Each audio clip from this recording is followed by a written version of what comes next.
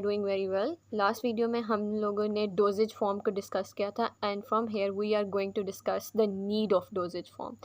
Beside providing the mechanism for the safe and convenient delivery of accurate dosage, pharmaceutical dosage forms are needed for the following addition reason. एक तो हमें अगर हमसे कोई journal भी पूछेगा ना तो इतनी बात तो हम लोग बता सकते हैं कि हम लोगों ने कन्वीनियंट डिलीवरी फॉर्म बनानी होती है.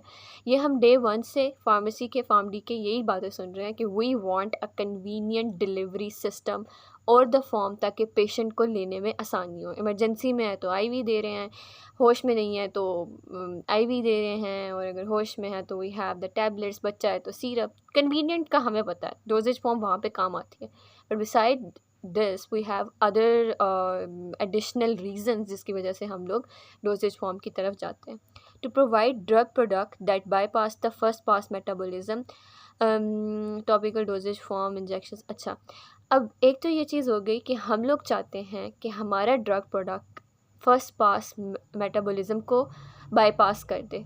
ठीक है, फर्स्ट पास मेटाबॉलिज्म को सारी वो ड्रग फेस करती हैं जो कि ओरल रूट से जा रही हैं. हम लोग चाहते हैं कि वो ना फेस करें. तो उसका एक तरीका ये है कि अगर आप डायरेक्ट ब्लड स्ट्रीम में दे दोगे, इंजेक्शंस दे दोगे या टॉपिकल डोजेज फॉर्म दे दोगे तो वो वाला सिस्टम क्या हो जाएगा, बाईपास हो जाएगा. दूसरा point, to protect the drug substances from the destructive influence of the atmosphere, oxygen और ह्यूमिडिटी. ठीक है, अब इसमें क्या है कि आपने अपनी चीज़ को प्रोटेक्ट करना है. This is something very important. अगर बॉडी में जाने से पहले ही आपकी ड्रग अपनी ओरिजिनल फॉर्म में नहीं रहती तो डेफिनेटली वो जाके इफ़ेक्टिव नहीं होगी. पहला पॉइंट ये है फर्स्ट पास को बाईपास करना है. दूसरा ये है कि एटमॉस्फेयर से अपनी मेडिसिन को हमने प्रोटेक्ट करना है. 2 पॉइंट हो गए, हम पीछे से रिपीट करेंगे ताकि हमें याद हो जाए. To protect the active ingredient from the destructive influence of the gastric and following oral administration of the dosage form. हमने अपने एपीआई को प्रोटेक्ट करना है डिस्ट्रक्टिव. अब गैस्ट्रिक की अगर हम जब बात करते हैं ना कि हमारे स्टमक की जब हम बात कर रहे होते हैं तो स्टमक में हमारे पास एक मसला क्या आ रहा होता है कि एसिड है, और वो वहाँ पे या तो कुछ मेडिसिन ऐसी होती हैं जो कि स्टमक के लिए ठीक नहीं है और कुछ मेडिसिन ऐसी होती हैं जो स्टमक के लिए ठीक नहीं है. आई गेस मैंने ठीक बोला है, जो स्टमक के लिए ठीक नहीं है और स्टमक उनके लिए ठीक नहीं है. तो दिस इज़ द कंडीशन जो कुछ इंग्रेडिएंट या कुछ डोजेज फॉर्म उसको फेस करते हैं. तो उसके लिए हम बनाते हैं एंटेरिक कोटेड टैबलेट्स जो कि उस एनवायरनमेंट में सर्वाइव कर जाता है. पहला पॉइंट क्या है कि हमने फर्स्ट पास को बाईपास करना है. ठीक है, फर्स्ट पास को बाईपास करना है. दूसरा पॉइंट क्या है, हमने अपने ड्रग सब्सटेंस को एटमॉस्फेयर से प्रोटेक्ट करना है. तीसरा पॉइंट क्या है कि उसको स्टमक से प्रोटेक्ट करना है. 3 पॉइंट हो गए. To mask the bitter salty. अब ये जो टेस्ट होता है ना, टेस्ट की सारी गेम होती है. अनडिज़ायरेबल टेस्ट और order of the drug substances, capsule, coated tablet, taste mask, suspension and flavoured syrup. अब जो टेस्ट होता है ना, ये बहुत बहुत ज़्यादा मैटर करता है.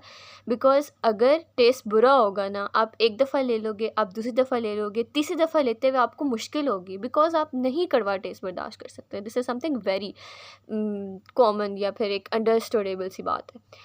तो अब आपने मेडिसिन की कंप्लाइंस बढ़ानी है तो आपको टेस्ट के ऊपर काम करना पड़ेगा. पहला, फर्स्ट पास को बाईपास करना है. दूसरा, इन्वायरमेंट से प्रोटेक्ट करना है. तीसरा, स्टमक से प्रोटेक्ट करना है. चौथा, टेस्ट मास्किंग करनी है. To provide useful dosage form for administer substance that are either insoluble or unstable in the desired vehicle, suspension. अब उसके बाद हमने ना एक यूज़फुल डोजेज फॉर्म एडमिनिस्ट्रेशन के लिए बनानी होती हैं. या तो हमारे पास उसके अंदर इनसॉल्युबल था या अनस्टेबल था. ठीक है, तो हमने क्या किया कि उसको सस्पेंशन की फॉर्म में बना दिया. तो पहली बात क्या थी, फर्स्ट पास को बाईपास करना है, एटमॉस्फेयर से प्रोटेक्ट करना है, स्टमक से प्रोटेक्ट करना है, टेस्ट की मास्किंग करनी है, और तीसरा सस्पेंशन बनानी है. क्यों? क्योंकि हमारे पास वो इंसॉल्युबल है. क्यों? क्योंकि वो हमारे पास अनस्टेबल है.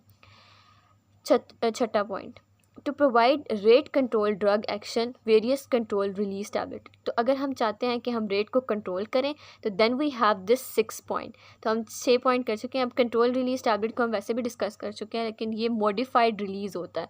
एक नॉर्मल टैबलेट का जिस तरह से रिलीज़ होता है तो इनका रिलीज़ वैसे नहीं होता. और इसमें हमारे पास क्या होता है, ये स्पेसिफिक क्वान्टिटी में स्पेसिफिक अमाउंट में ड्रग रिलीज़ होती है और इसमें ऐसे होता है कि फॉर एग्ज़ाम्पल 50 mg की ड्रग है तो 10 mg पर और के हिसाब से रिलीज़ होगी, तो दैट इज़ व्हाट कि हम कंट्रोल रिलीज़ टैबलेट बनाते हैं। पहला पॉइंट फर्स्ट पास बाईपास, दूसरा पॉइंट एटमॉस्फेयर से प्रोटेक्ट करना, तीसरा पॉइंट स्टमक से प्रोटेक्ट करना, चौथा पॉइंट टेस्ट की मास्किंग करनी है, पाँचवा पॉइंट सस्पेंशन बनानी है, छठा पॉइंट कंट्रोल रिलीज़ टैबलेट बनानी है।